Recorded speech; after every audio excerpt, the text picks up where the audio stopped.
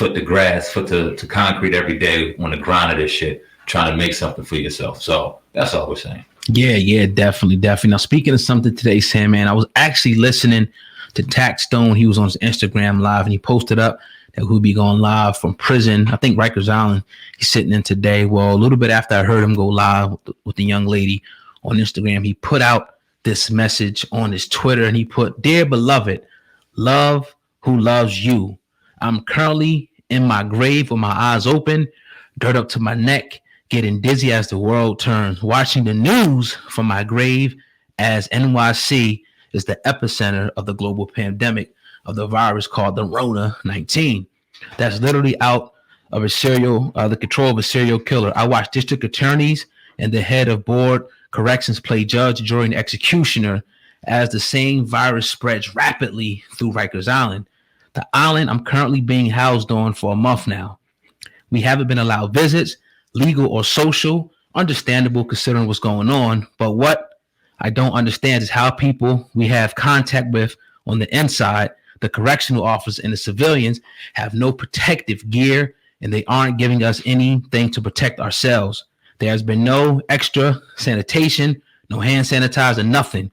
And they're only being tested if they have symptoms. So I asked myself, how are we being infected if we only been in contact with the civilians and correctional officers? Easy, because they have it. Then he goes on to say, then I watched the news and I could see you can only have it and not only have the symptoms or whatever. So he goes on, he says a lot, there. I heard, what he was saying, and it's one thing to read it, but to hear his tone of voice, I think he's in a bad place right now. It's a couple more pages for people that want to see it. You can go to his Instagram and check out the rest. I'm not going to read the whole thing. It's like 3 pages, but I followed Taxstone early on and doing this, and he was, one of the pioneers, obviously right behind Combat Jack in this whole podcast game. And we know now he's for trial for killing Troy Abs, one of his close friends, Banger. Supposed to go to trial. I think this month coming up. And so what do you think though, Sam, man? Mainly, I know you don't know a lot about Taxstone, but the conditions and them letting some prisoners leave, like Rat 9, but they let some prisoners actually stay in there when the Rona is spreading rapidly through these prisons. It just shows you that they don't care. And this is where it's serious. And it would be no different if this was the flu that was going around in December, the flu that was going around last year, that was shutting people down for weeks at a time. If you get that in an enclosed environment where people aren't being properly taken care of and health measures aren't being properly taken, you're going to have bodies dropping, especially if you're not caring, especially if you aren't even taking the proper health measures as far as sanitizing, make sure you have gloves. In closed environments where you go, okay, damn, hospitals, prisons, grocery markets, supermarket, whatever it is, a closed environment with a group of people, you would think you want to take these kind of measures if you're going to be there in a certain amount of time and they don't even give a fuck. It's disgusting. And I wonder if these numbers are in the statistics of the worldwide numbers or the state numbers of people falling, or do they even give a damn? It just goes to show you that even though people are in prison for whatever they are, whether they made a mistake or whether they're in there justly, the majority of people in society don't treat them as equal human beings. Facts. And that's wrong. And a lot of people don't think they should be. And the crazy part about it, you talk about a place like Rikers Island, it's a holding facility, so people are waiting to be tried. So you have to give them the presumption of innocence. You can't just assume that they're guilty. So that means that, not even saying that people that have been convicted need to be treated this way, but as long as you ain't been convicted, you deserve to have all the basic necessities. And that's bleach to clean up. He was talking about on a live that ain't have bleach, like just regular stuff to clean up. And if you ain't have money in the commissary, you couldn't get soap and, just a whole bunch of stuff like that. I mean, we can sit up here and say he's complaining, but this is a virus that's taking out people. We've seen, he was even saying that says he had a cellmate 2 doors down while he was on his interview, found out that his mom died from the Rona, while he was doing this interview on Instagram Live. So it's real for some people. I seen another guy that I know today on Facebook put it that his aunt passed. So it seems like it's getting closer and closer, because we was always asking, I don't know nobody with the Rona. Now I'm starting to see people that I know saying that their family members passed on. But it's really to be expected because it tells you that, older people with weaker immune systems, people obese, that are obese and have lower, health standards are more susceptible to get it and pass away from it. So unfortunately. So I mean, just like the thing happened in Mississippi, hopefully we can see a trickle down effect that people begin to stand up and begin to, elicit lawyers and things to start suing these prisons and in different county jails for these conditions. It's the only thing you could do. We could sit up here and cry and talk about it and say, woe is me. But until you, get them, you hit them in the pocket, bring them into court, it's not going to change. But to the people, send them some love, write Taxstone, you know what I mean? If you're a fan of them, send them letters and whatnot. That's all you can do at this point. The unfortunate part, some of these inmates, and I'm not condoning any of their actions, if you're in there, if you've been convicted of a crime where you took somebody's life, if you violated a woman or a child, karma will come to you. That ain't me. I'm not judge, jury, or executioner. But at the end of the day, you still deserve civil rights to live as a human being. Right. Whether while you sit there for the rest of your life, while your liberties and your freedoms are taken away, you still deserve to sit there like a human being. I'm not taking that away from anybody.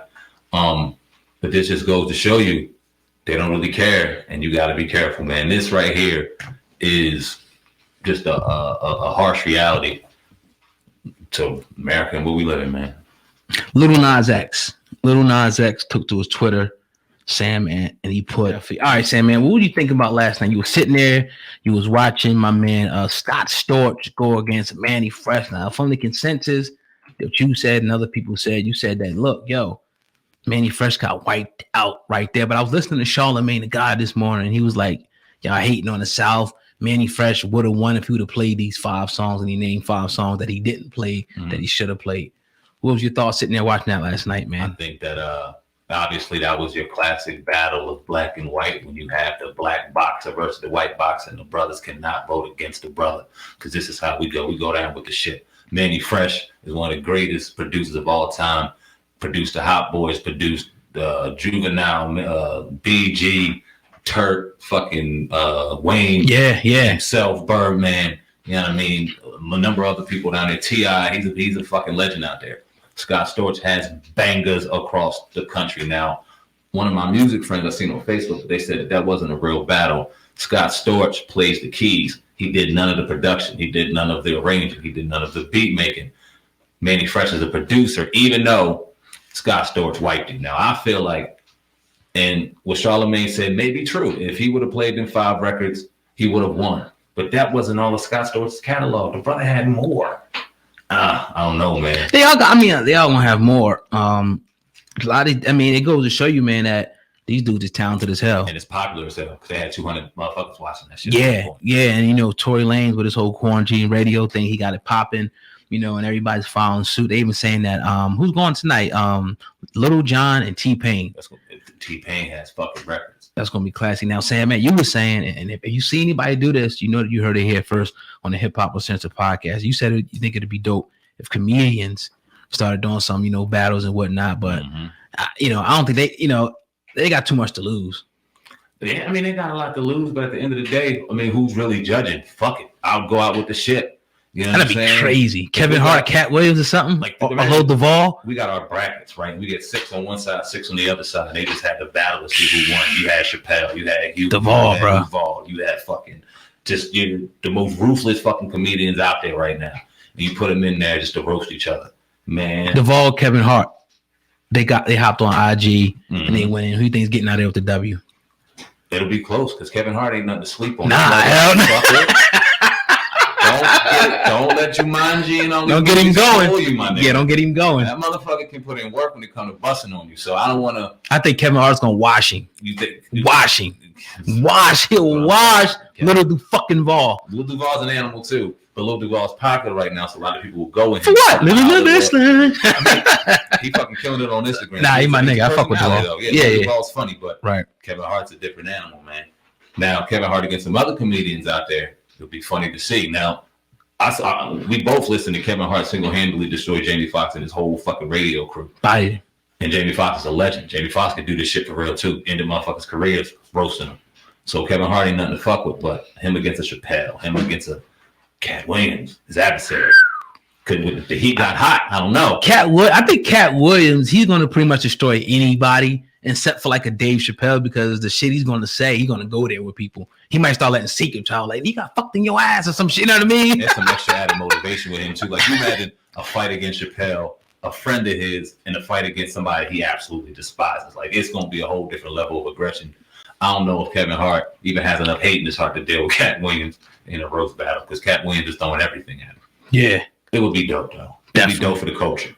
Yeah. I would love it. Yeah. Hopefully they get it going, man. I don't see this stopping no time soon. We're only the second day of this quarantine, so it's going to keep heating up. A lot of guys got these Instagram. I feel sorry for these Instagram thoughts now, dog, because it's like the tummy teas probably ain't selling no more. You know what I mean? They probably still getting their subscriptions up though on fans only pages. I know they killing it with that. They're gonna have to though, because these niggas is opening the door for these new women to come and fuck through and shake their ass and swing their ass and shit. And motherfuckers is getting put on by that shit. Niggas fucking Bootsy throwing Instagram lives from the strip club in his crib, and he getting motherfuckers on. He got polls and shit, don't he? Hell yeah, man. They vamped on my phone and shit. This shit live. Lil Duval having ass shaking contest. Tory Lanez got people swinging their ass, so it's just swinging their asses everywhere, man. Yeah, man, God definitely. bless America. Yeah, man. Shout out to hip hop, man, for representing us in a positive light. Indeed. Like we always do. God damn, man. You gotta love it. But yeah, man, definitely, man. Hip Hop Uncensored Podcast, episode 336. A little bit shorter than the usual episodes, but please forgive us tonight, man. We'll definitely be back over here tomorrow night. We're supposed to have an interview with Beanie Siegel tomorrow, but shit. You know what?